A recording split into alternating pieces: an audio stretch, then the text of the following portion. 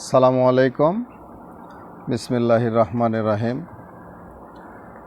আরও একটি নতুন পর্ব নিয়ে চলে আসলাম আপনাদের মাঝে। আশা করি সকলে ভালো আছেন। দেশ ও প্রবাসের সকল সেক্টরের সকল শ্রমিকদের জানাই সংগ্রামী শুভেচ্ছা ও অভিনন্দন।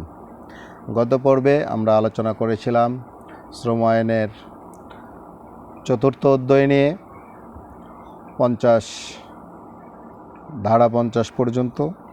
আমরা আজকে শুরু করছি 5ম অধ্যায় স্বাস্থ্য রক্ষা ব্যবস্থা, ধারা 51 পরিষ্কার পরিচ্ছন্নতা। প্রত্যেক প্রতিষ্ঠানকে পরিষ্কার পরিচ্ছন্ন রাখিতে হইবে এবং কোনো নর্দমা, পায়খানা বা অন্য কোনো জঞ্জাল হইতে অতীত দূষিত বাষ্প হইতে মুক্ত রাখিতে হইবে এবং বিশেষ করিয়া প্রতিষ্ঠানের মেঝে, কর্মকক্ষ, সিঁড়ি, যাতায়াতের পথ হইতে প্রতিদিন ঝাড়ু দিয়া ময়লা ও আবর্জনা উপযুক্ত পন্থায় অপসারণ করিতে হইবে। প্রত্যেক কর্মকক্ষের মেঝে সপ্তাহে অন্তত একদিন ধৌত করিতে হইবে এবং প্রয়োজনে ধৌত কাজে জীবাণুনাশক ব্যবহার করিতে হইবে। যে ক্ষেত্রে কোনো উৎপাদন প্রক্রিয়ার কারণে কোনো মেঝে এমনভাবে ভিজিয়া যায় যে ইহার জন্য পানি নিষ্কাশনের প্রয়োজন হয়, সেক্ষেত্রে পানি নিষ্কাশনের উপযুক্ত ব্যবস্থা করিতে হইবে।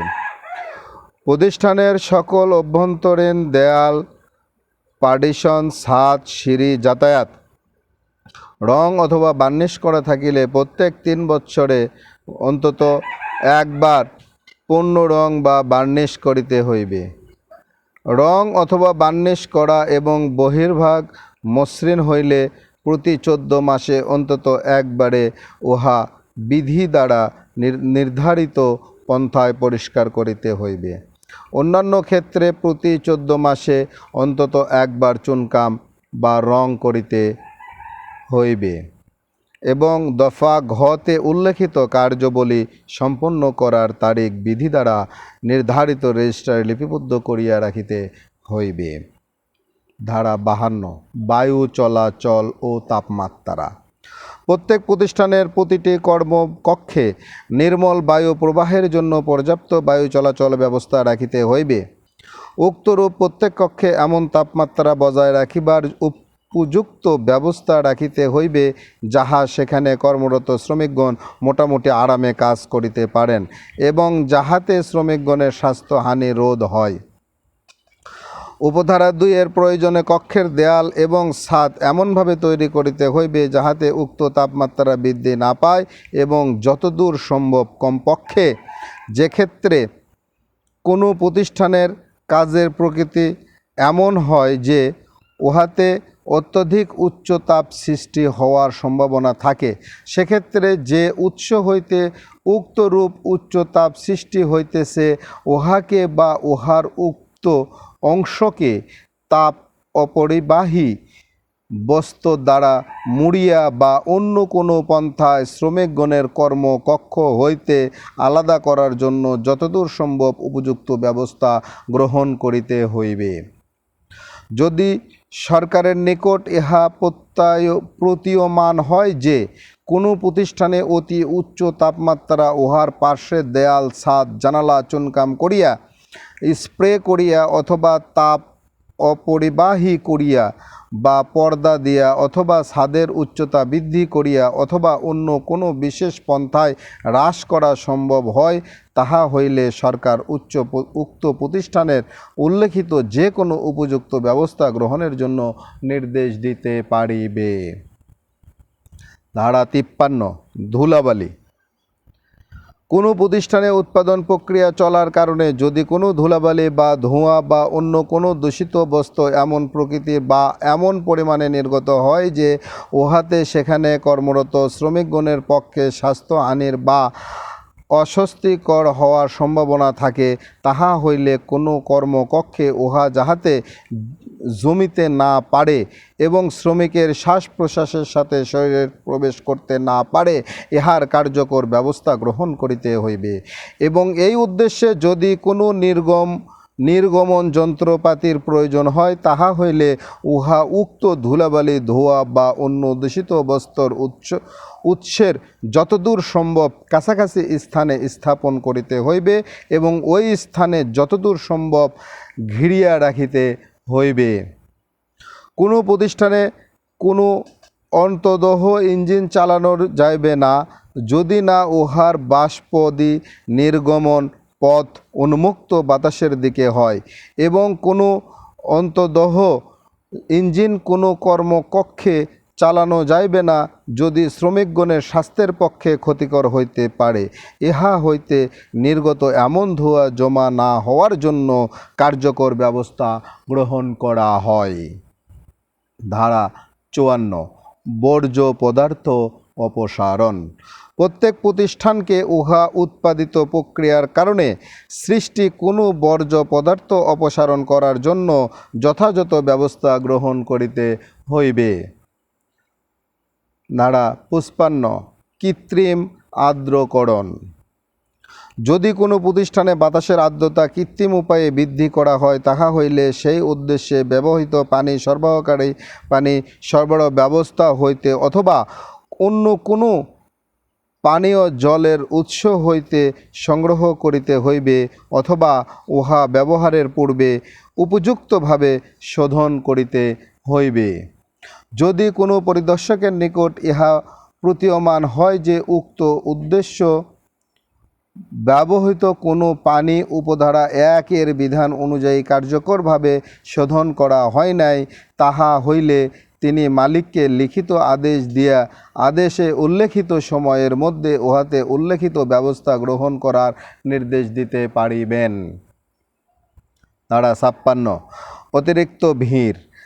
কোনো প্রতিষ্ঠানে কোনো কর্মকক্ষে উহাতে কর্মরত শ্রমিকগণের স্বাস্থ্যহানি হয়, এই প্রকার অতিরিক্ত ভিড় করা যাইবে না।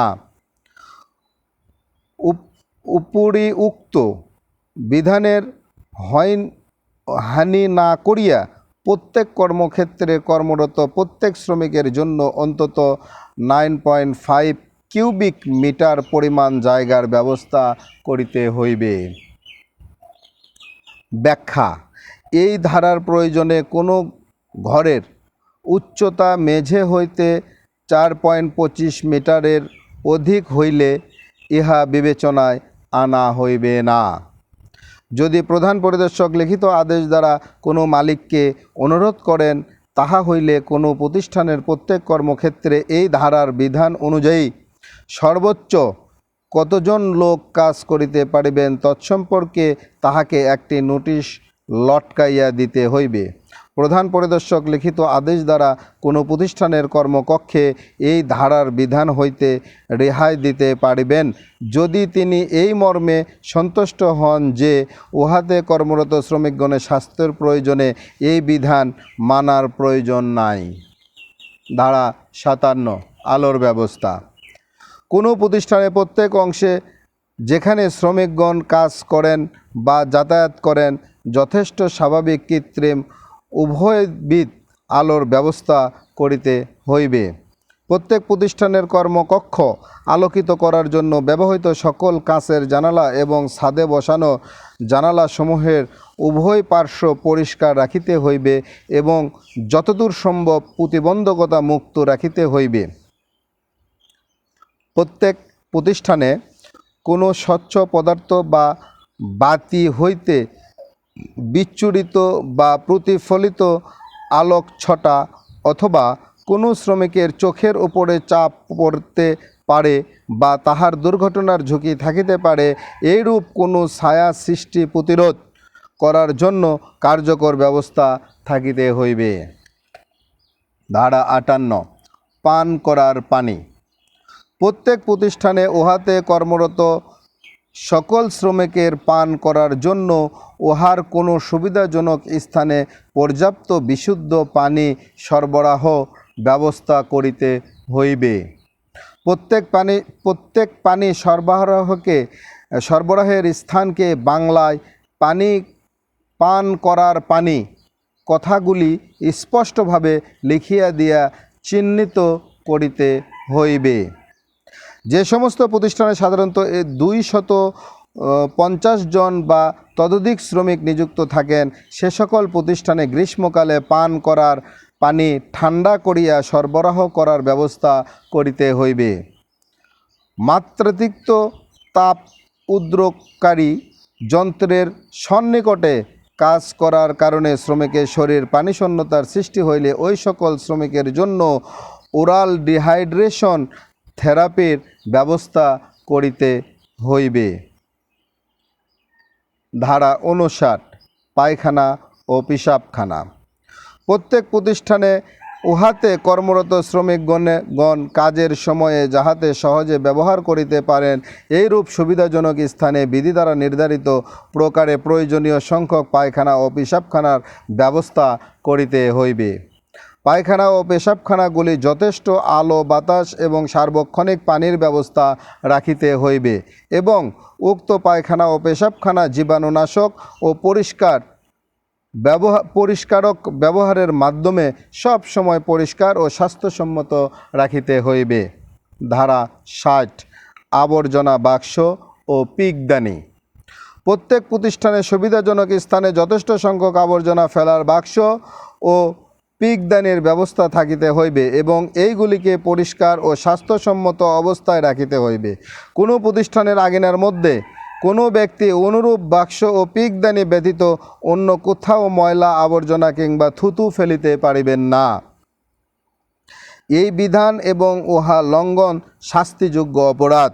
ইহা উল্লেখ করিয়া প্রত্যেক প্রতিষ্ঠানে বিভিন্ন উপযুক্ত স্থানে এইরূপভাবে নোটিশ লটকাইয়া দিতে হইবে যাহাতে ইহা সহজে সকলের দৃষ্টিগোচর হয়। সংগ্রামে সাথী ও বন্ধুগণ, প্রিয় শ্রমিকগণ, আজ আমরা যে অধ্যায় নিয়ে আলোচনা করলাম অত্যন্ত গুরুত্বপূর্ণ একটি অধ্যায়, শ্রম আইনের 5ম অধ্যায়। শ্রমিকের স্বাস্থ্য রক্ষা সুরক্ষা রাখার জন্য যে বিষয়গুলো আইনের দ্বারা হয়েছে, আইনের দ্বারা প্রমাণিত আছে, সে সকল বিষয়গুলো আমাদের এটা অধিকার।